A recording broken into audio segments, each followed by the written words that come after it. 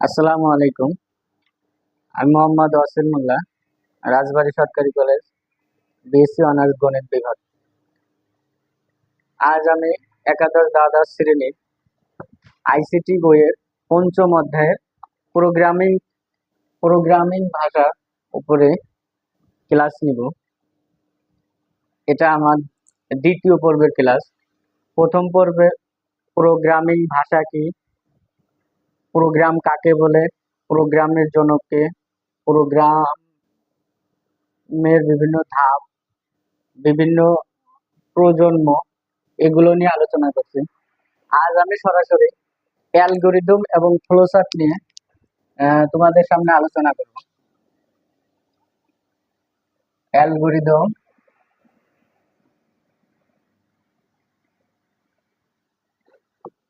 ও flowchart.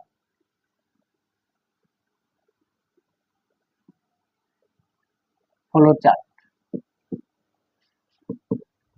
গত class তোমাদের বিভিন্ন এমসিকিউ গুলো পড়ার কথা বলছিলাম, পড়ছো? রুবাব বলো, প্রথম প্রজন্মের ভাষা কত সালে প্রতিষ্ঠিত হয়? Thank you. তুমি বলো, দ্বিতীয় প্রজন্মের ভাষাকে কোন ভাষা বলা হয়?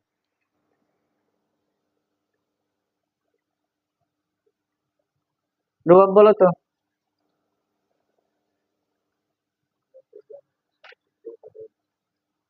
না না, প্রথম প্রজন্মের ভাষা হচ্ছে তোমার মেশিন ভাষা অথবা কম্পিউটারের ভাষা, অর্থাৎ যে ভাষায় মূলত কম্পিউটার কাজ করে থাকে, মেশিন ভাষা। আর দ্বিতীয় প্রজন্মের ভাষাকে বলা হয় অ্যাসেম্বলি ভাষা। অ্যাসেম্বলি ভাষা প্রতিষ্ঠিত হয় কত সালে? 1950 সালে। Thank you. তারপর রাফি বলো, প্রোগ্রামের জনককে? Ada Lovelace. আহ, আজ আমরা আলোচনা করব কি অ্যালগরিদম ও ফ্লোচার্ট। মূলত অ্যালগরিদম কি এবং ফ্লোচার্টটা কি? অ্যালগরিদম এবং ফ্লোচার্ট এই দুইটা হচ্ছে পারস্পরিক সম্পর্ক। ফ্লোচার্ট পারলে অ্যালগরিদম পারবে, অ্যালগরিদম পারলে ফ্লোচার্ট পারবে। একটা আর একটার সাথে রিলেটেড, ঠিক আছে? তো এখন অ্যালগরিদম এবং ফ্লোচার্টটা বোঝানোর পূর্বে আমি একটা ম্যাথমেটিক্যাল টার্ম তোমাদের সামনে দেখাই। মনে করো দুইটি সংখ্যার, এগুলো ম্যাথ না কিন্তু, হ্যাঁ, ম্যাথ করাচ্ছি না, সরি ম্যাথ করাচ্ছি না, তোমরা একটু বোঝার চেষ্টা করো। দুইটি সংখ্যার যোগফল নির্ণয়ের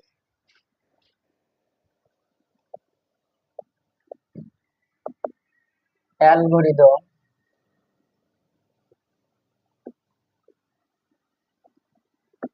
ও ফ্লোচার্ট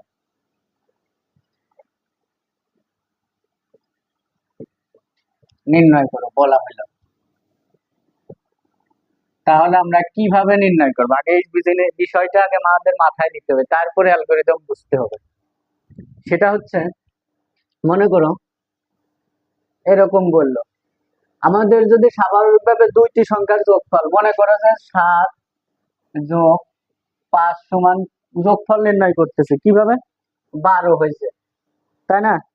তা আমরা প্রথম 7 + 5 সমান যে 12 লিখছি, প্রথমে আমাদের 7 লিখতে হয়েছে, তারপরে প্লাস চিহ্ন দেওয়া লাগছে, তারপরে 5 দিছি, সমান দিছি, তারপরে ফলাফল হিসেবে আমাদের 12 আসছে, তাই না?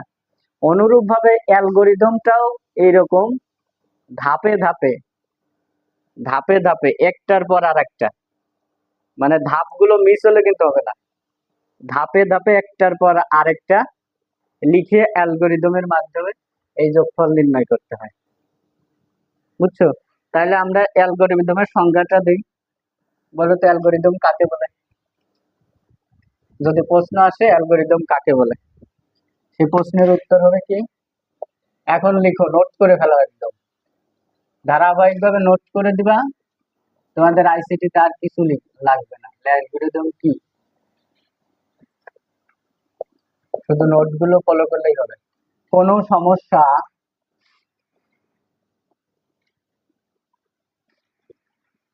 কোনো সমস্যা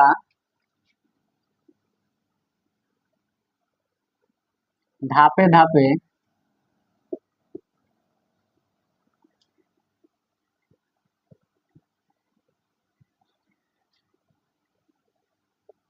কোনো সমস্যা ধাপে ধাপে সমাধান করার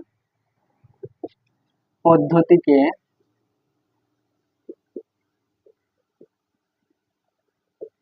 কোনো সমস্যা সমাধান ধাপে ধাপে সমাধান করার পদ্ধতিকেই অ্যালগরিদম বলে।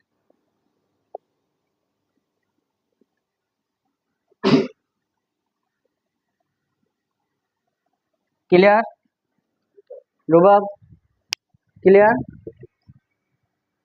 এইগুলো কিন্তু তোমাদের মুখস্থ করা লাগবে, এইগুলো মুখস্থ করতে হবে। আর এই অ্যালগরিদমের মনে করো এই একটা বইয়ে একরকম সংজ্ঞা দেওয়া আর অন্য বইয়ে অন্যরকম সংজ্ঞা দেওয়া, প্রত্যেকটাই পড়তে হবে না তোমাদের, যে কোনো একটা যেটা সহজ ওইটা পড়ে মুখস্থ রাখা লাগবে। এটা ক নাম্বারে প্রশ্ন থাকবে, ঠিক আছে? তো এখন আর এটা হচ্ছে মূলত প্রোগ্রামের অংশ কিন্তু। আর এগুলো তৈরি করে কারা? বিভিন্ন প্রোগ্রামার। অ্যালগরিদম বলো, ফ্লোচার্ট বলো, সি প্রোগ্রাম বলো, এগুলো কারা তৈরি করে? বিভিন্ন বিষয়ে যারা প্রোগ্রামে এক্সপার্ট তাদেরকে প্রোগ্রামার বলা হয়। এখন আমাদের যদি প্রশ্ন হয় অ্যালগরিদমের বৈশিষ্ট্য কি, আমরা যে বললাম অ্যালগরিদমের বৈশিষ্ট্য,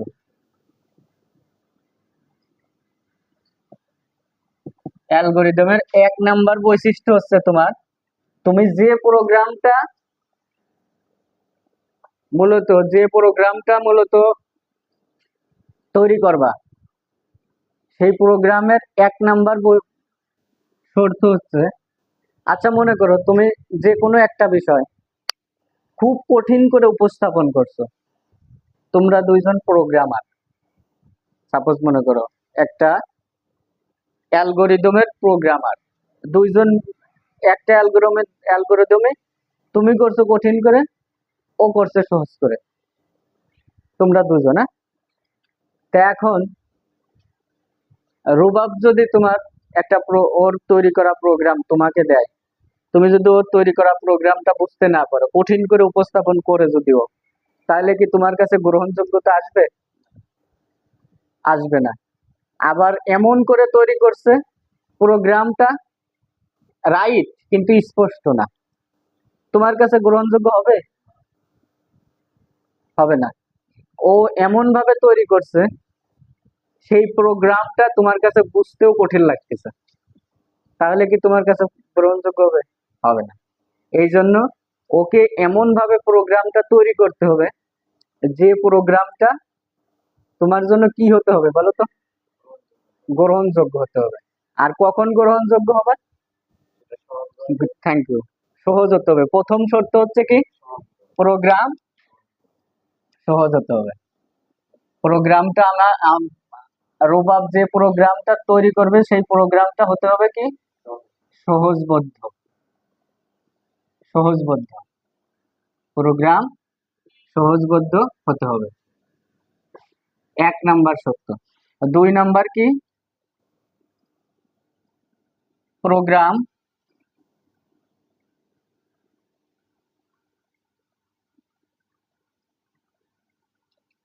ধাপে ধাপে সমাধান করতে হবে।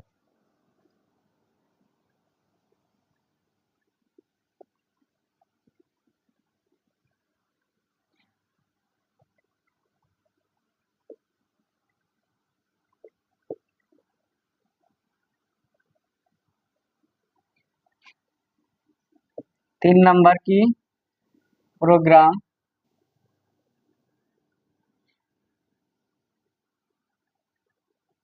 স্পষ্ট হতে হবে, যাতে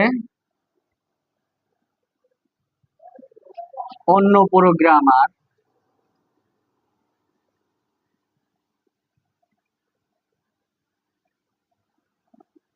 সহজে বুঝতে পারে।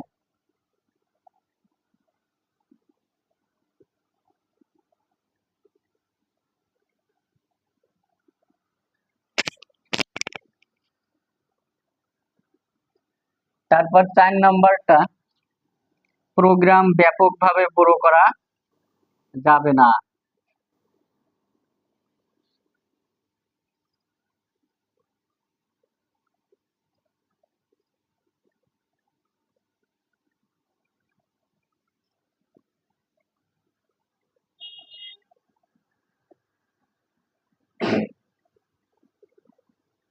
এইগুলো হচ্ছে অ্যালগরিদমের বৈশিষ্ট্য।